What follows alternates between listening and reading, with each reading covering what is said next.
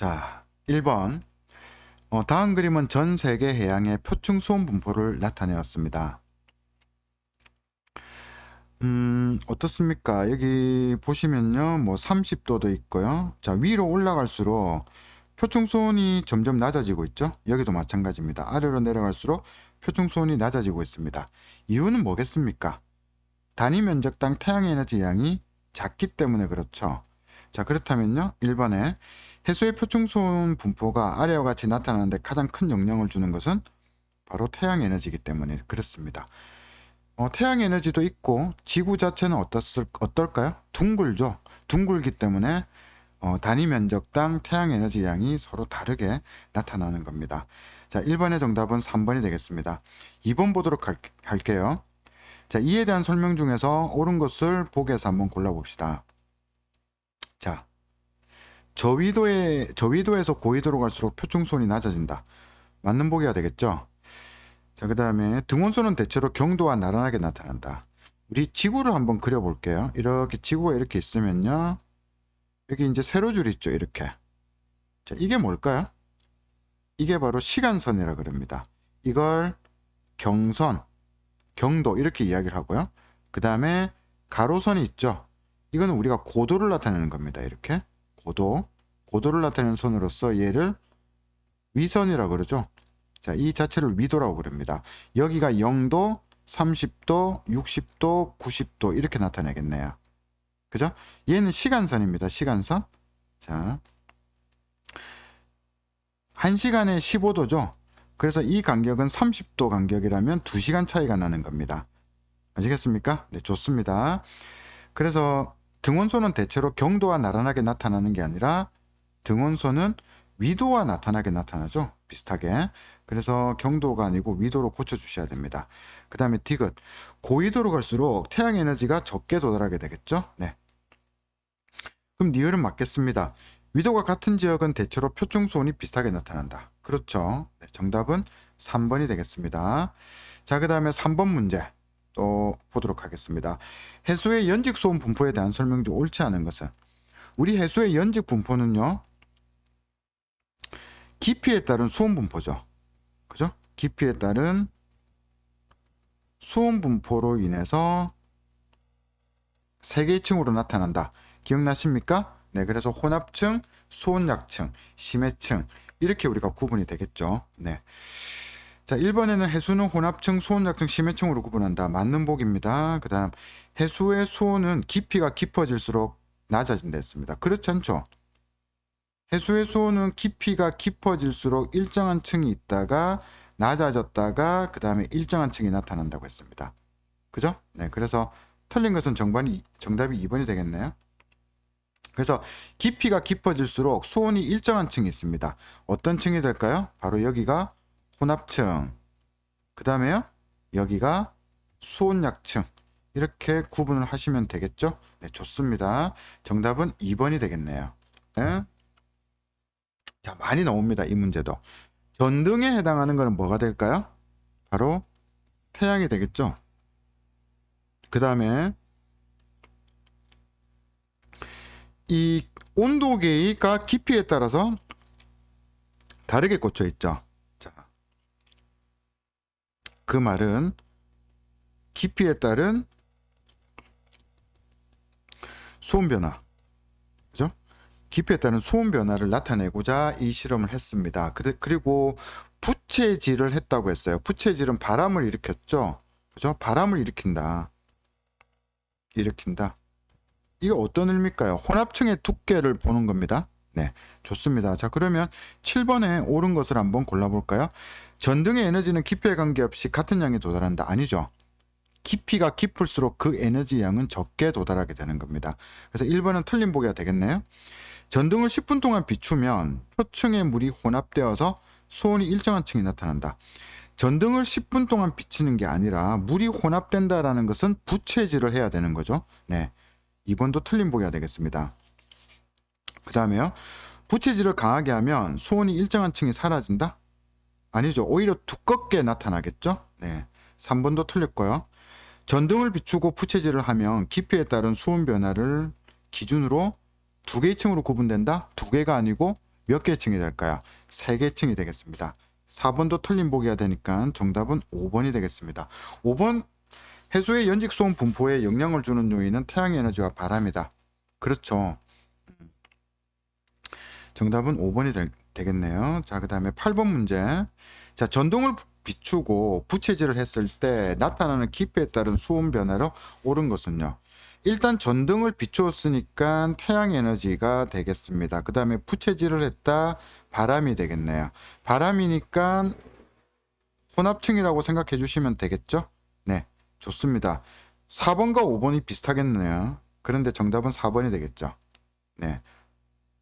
기표에 따라서 수온이 X축에서 오른쪽으로 갈수록 수온이 높아지는 거니까 결과적으로 기표에 따라서 수온이 낮아지는 2층이 존재합니다. 그럼 여기는 뭐가 될까요? 수온약층, 여기는 혼합층이 되겠네요. 이 그림은 아니죠. 네, 좋습니다. 자, 그 다음에 9번 문제. 자, 오른쪽 그림은요, 위도가 다른 ABC 해역이 있습니다. 자, 옳은 것을 한번 골라볼까요? 자, 지금 C 그래프 한번 보세요. 어때요? 위도에 따라서 그 깊이에 따른 수온 변화가 거의 없죠. 태양 에너지가 거의 적게 도달한다는 말이 되겠죠. 여기는 뭐가 되겠습니까? 바로 극지방이 되겠습니다. 극지방, 즉 고위도가 되겠네요. 네. 그 다음에 B는 뭐가 될까요? 상대적으로 혼합층의 두께가 두껍게 나타나 있죠. 여기보다. 그래서 B는 중위도. 그리고 표층 수온이 25도보다는 15도가 낮잖아. 근데 25도는 표층수온이 높으니까 여기는 우리가 저위도 지방이 되겠습니다. 저위도 지방은 특히 발달되어 있는 게 수온 약층이 발달되어 있죠. 네.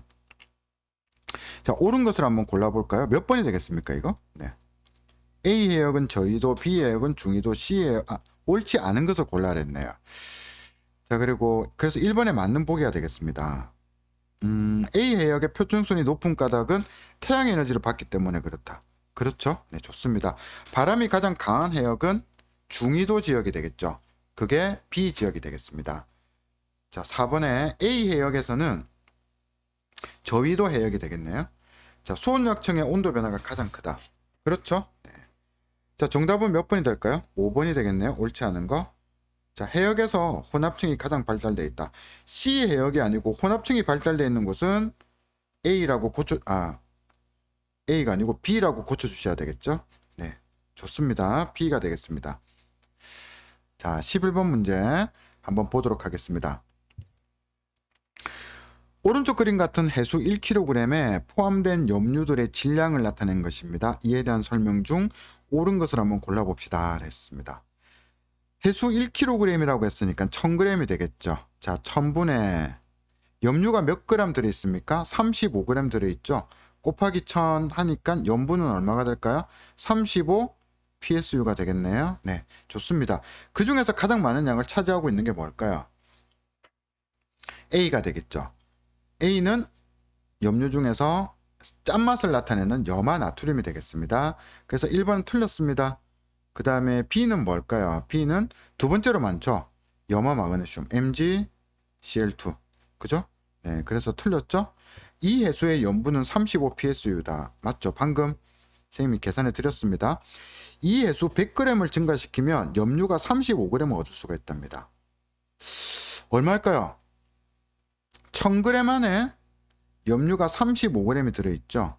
그렇다면 100g 안에는 몇 g이 들어있을까요? 얼마로 줄어들었습니까? 10분의 1로 줄어들었죠? 그럼 얘도 10분의 1 하니까 얼마? 3.5g이 되겠죠. 그죠? 틀렸습니다, 이거. 그 다음에 바다에 따라서 가장 많이 포함된 염류의 종류가 다르다. 아니죠. 염류의 종류는 바다에 따라 가장 많이 포함된 염류의 종류가 다른 게 아니라 다 같죠. 왜냐하면 우리 해수는 균일 혼합물이라고 했기 때문에 그렇습니다. 균일 혼합물이고 그리고 염분비 일정의 법칙이 적용된다고 했죠. 네, 좋습니다.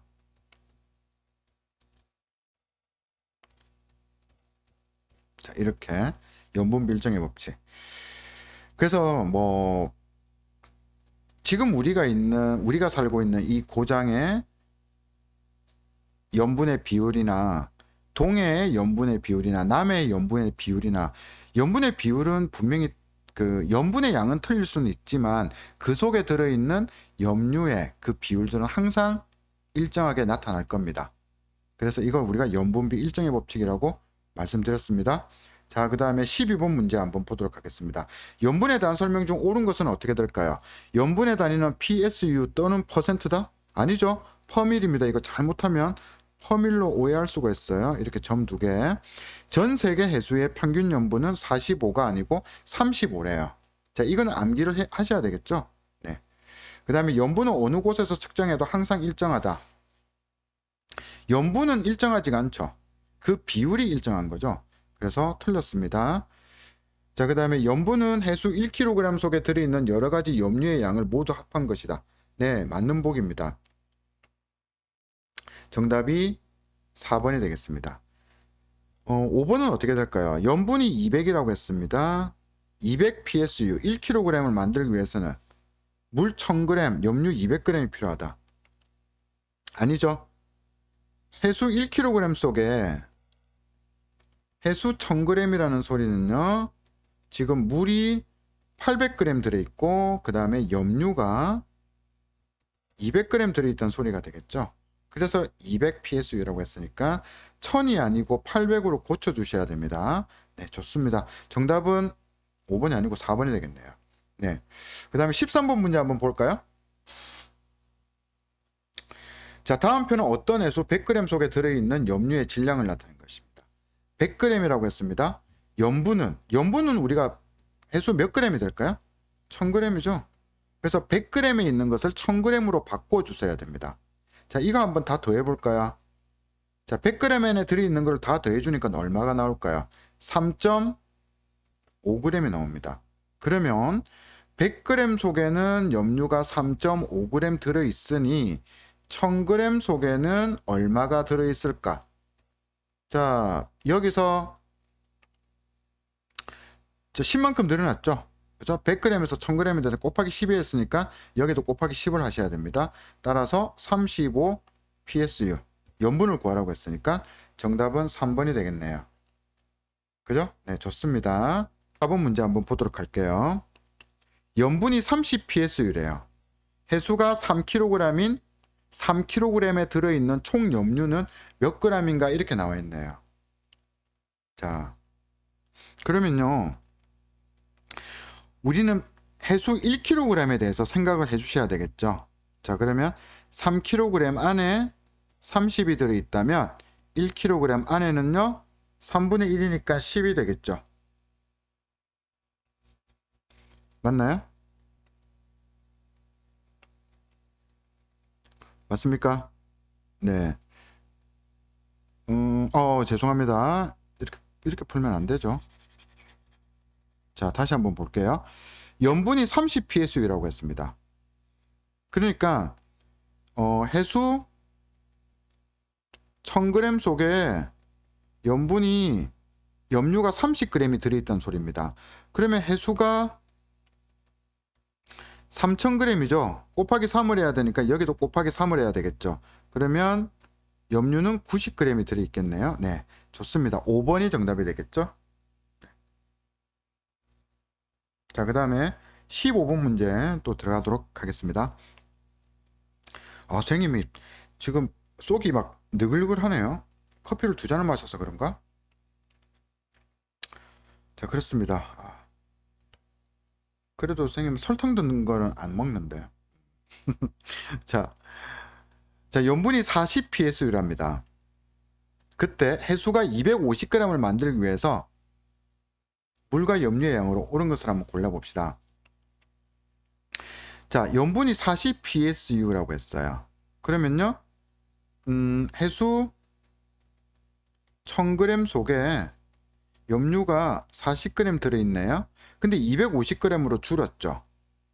얼마로 줄었습니까? 얼마가 될까요, 이거? 250g이면요, 4분의 1이 되겠죠. 그럼 여기도 4분의 1이 되겠네요. 그러면 염류는 10g 들어있겠습니다. 자, 이 말의 의미는요, 해수 250g이라는 소리는 물 240g에 염류가 10g 들어있다는 소리가 되겠습니다. 그래서 정답은 4번이 되겠네요. 너무 간단하죠?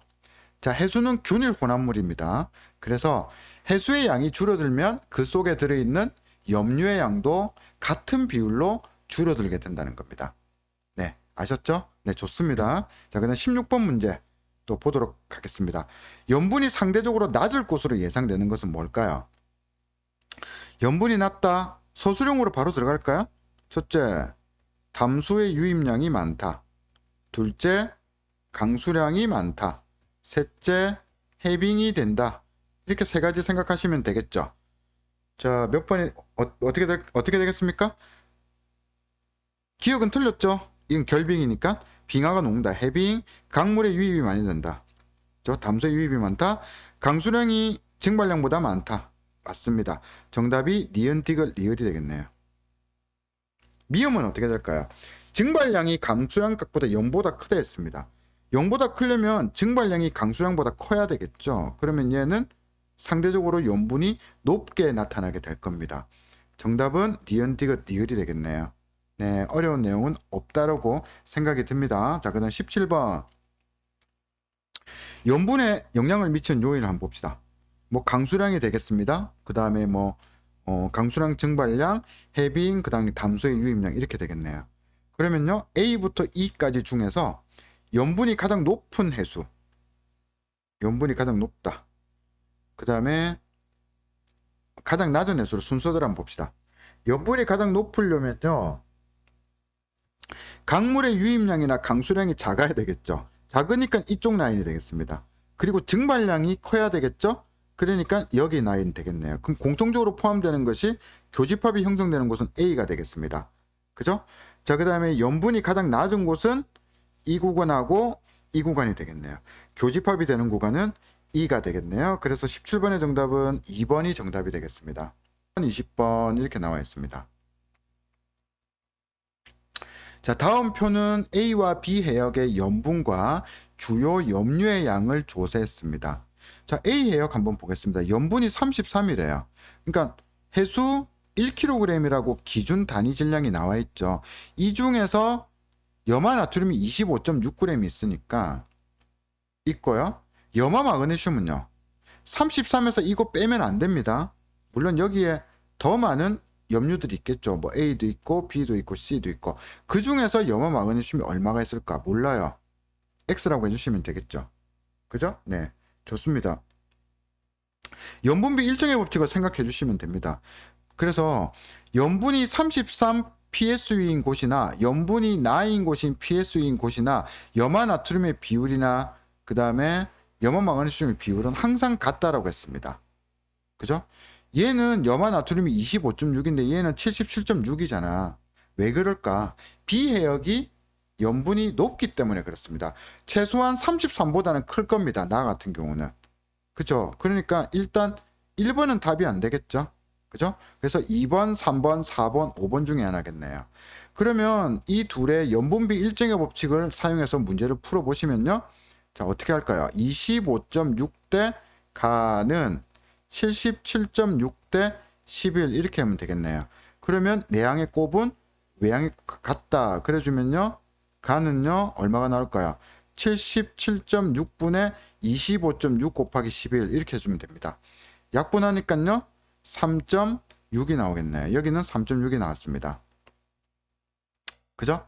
자, 그러면 여기는 3.6이면 나는 얼마가 될까요? 나도 똑같죠? 똑같이 비례식을 세워줘서 풀어주시면 되겠습니다. 어떻게 할까요? 뭐 이렇게 할까요? 네, 좋습니다. 자, A 해역의 염화 나트륨이 25.6일 때 그때 염분이 33이래요. 그렇다면 B 해역의 염화 나트륨이 77.6일 때는 나 해역의 염분은 얼마일까요? X 이래주면 되겠네. 그죠? 그래서 X는요 얼마? 25.6분의 33 곱하기 77.6. 괜찮죠? 네, 이걸 계산하니까요 정답이 얼마가 나올까요? 약 100 정도가 나온답니다. 100%가 아니죠. 그래서 정답은 3.6, 100 하니까 정답이 3번이 되겠습니다. 이해 가셨습니까? 네, 좋습니다. 자, 그 다음에 문제 20번. 자, 염분이 42 PSU라고 합니다. 해수 1kg에 들어있는 염화 나트륨의 양을 구하세요. 지금 이거는요, 이 문제만 단독으로 나와 있어 못 구합니다. 근데 우리 지금 어때요? 19번부터 20번까지라고 문제가 나와 있죠. 그렇다면 여기 있는 이 표를 보고 문제를 푸셔야 됩니다.